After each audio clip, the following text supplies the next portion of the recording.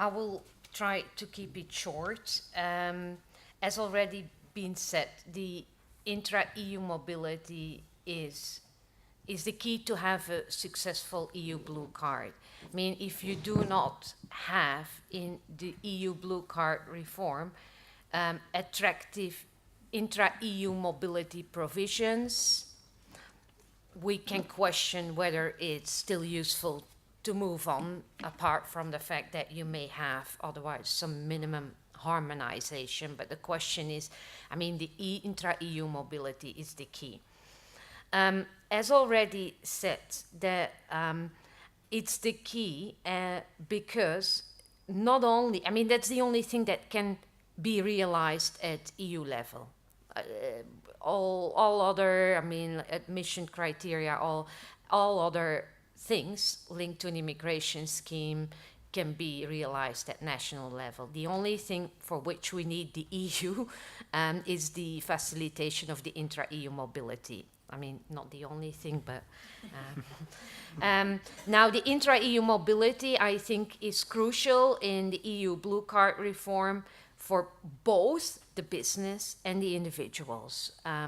When I look at the real business needs, I mean, if you look a little bit at what is it that businesses have and need, we see, you know, if you are a highly skilled individual, you will, I mean, I don't know anyone who is linked to one workplace, you know, in his professional life, that you work in Brussels. I mean, if you look at those people, at what they have to do on a daily basis, they have frequent business travel because they have cross-border duties, pan-European roles. They are not anymore stick to one workplace. So you see the business needs in terms of the duties of the individuals.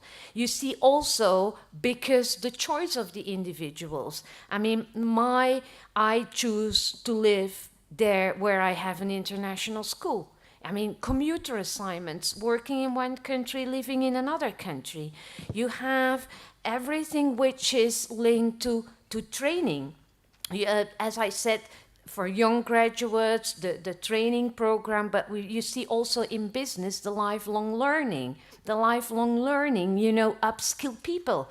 I mean, I'm 50 years old and all of a sudden, you know, I mean, or the business need me to learn something else where I can, you know, travel to another affiliate of the company to acquire some skills. This is all what is happening from a business perspective, for which you see the need to say, okay, it's not one country anymore. We need to make that EU blue card holder flexible. On the other hand, you see the individual himself or herself. It's very important for the individual, and we already talked about stay, integration. You know, it's very, very important that that individual feels Europe, feels the opportunities that Europe offers in terms of mobility, in terms of building up rights, not in one specific country, but overall as Europe. Now, when I come to intra-EU mobility, I would say I would go as far as possible.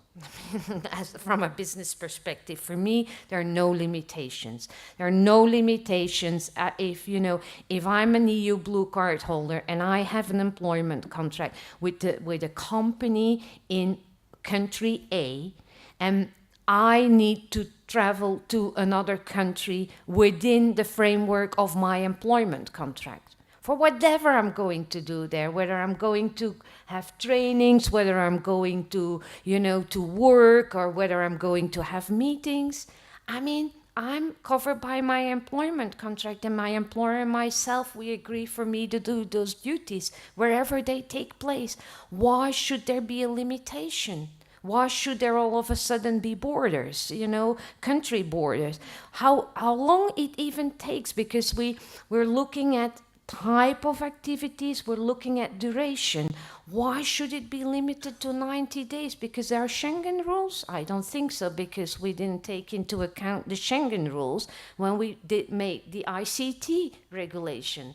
So I don't think that the Schengen rules should make, distinction between short-term, long-term mobility. I think what someone needs to do within the framework of his employment contract, let's move on with that individual. Let's have it done.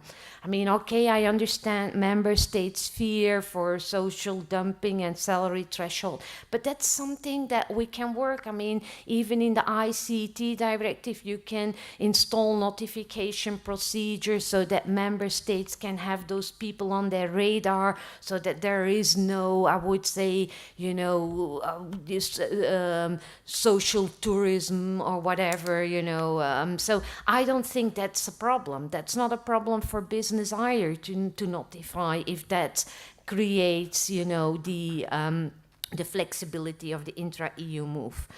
Now, maybe on the other hand, when I look at the individual, if I'm an EU blue card holder, and I have been working, for 3 years or 5 years, and I have the EU long-term residency status, why am I not assimilated to an EU national, that I can move around with my family and work at least for a highly skilled job without going through the administrative hurdles again?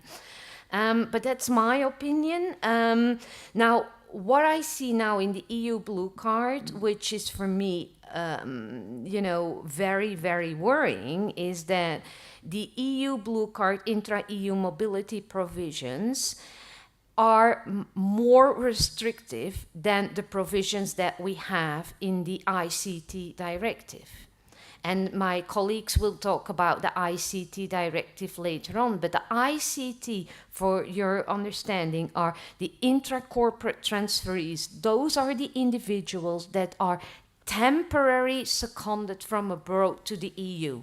They're not integrated in the EU labor markets. They don't pay social security necessarily here. Whether they pay taxes depend on the double tax treaties.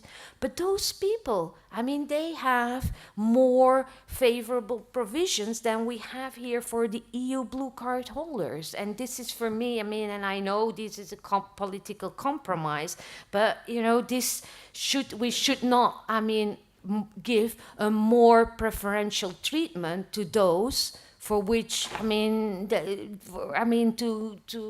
the category of people that are temporarily in the country. Now, when I look at what I really like in the EU blue card is, of course, the process facilitations. When I'm an EU blue card holder and I have found another employer in another member state, that after 12 months, I can move to that member state and I do not have, there may be May close, but I hope, that in the end, I do not have to prove again that I'm a highly skilled. Because I was an EU blue card holder, it's clear that I was highly skilled and I can't lose my skills. So that's, I think, a very good point. Now, when I look at the short-term intra-EU mobility, how it is in the EU blue card reform and the discussions that are going on, I think as I said, the 90 days in a 6 months period, I don't see why we should limit it, but that's one point. Secondly, we now have a set of activities. It's good to see that the set of activities that is in there, that it's flexible, an open list, okay, so that member states, I presume that means member states may add additional activities for which no separate work authorization is required for the EU blue card holder. I hope that that's it. But apart from that, I think what is very important, that we do not forget that those activities, we cannot just limit it to what the pure business visit activities. Like meetings, negotiations. It's important that we take into account, for example, I looked at the CETA agreement, where they have the notion of business activities.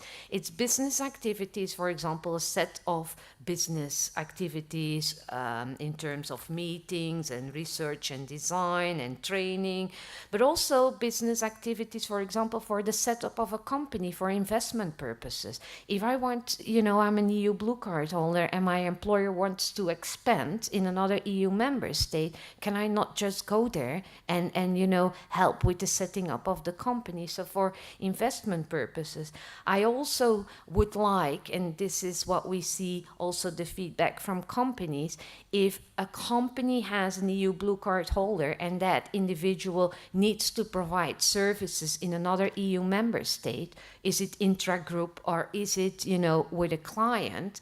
We know that we have the free movement of services within the EU and the process facilitations linked to that with the Van der Elk work permit exemptions and whatever. But we see that there is a patchwork of national rules. One member state has this restriction, other member states, it's based on EU law, and we see a lot of national variances. So I don't understand why we can't have in the EU blue card saying, if the EU blue card holder is free to provide services in another EU member state, would make it very clear. And then thirdly, making sure that everything which is linked to training, again, that is also covered for intra-EU mobility.